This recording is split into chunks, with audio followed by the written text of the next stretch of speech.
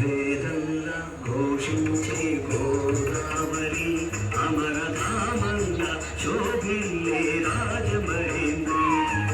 వేదంగా ఘోషించే గోదావరి అమరధామంగా శోభిల్లే రాజమహేంద్రి. శతాబ్దాల చరిత గల సుందర నగరం, శతాబ్దాల చరిత గల సుందర నగరం, గత వైభవ దీప్తులతో కమ్మని కావ్యం. వేదంలా ఘోషించే గోదావరి అమరధామంగా శోభిల్లే రాజమహేంద్రి.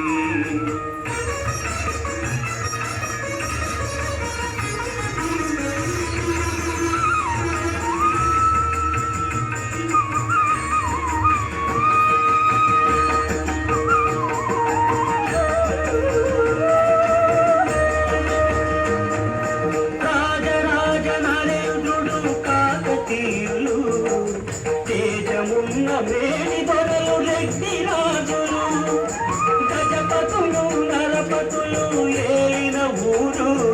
ఆ కథలన్నీ నినదించి గౌతమి హోరు. వేదంలా ఘోషించే గోదావరి అమరధామంగా శోభిల్లే రాజమహేంద్రి. శ్రీవే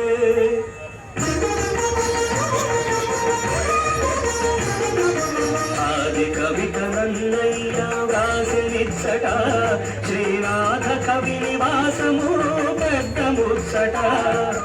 ఆది కవిత నన్న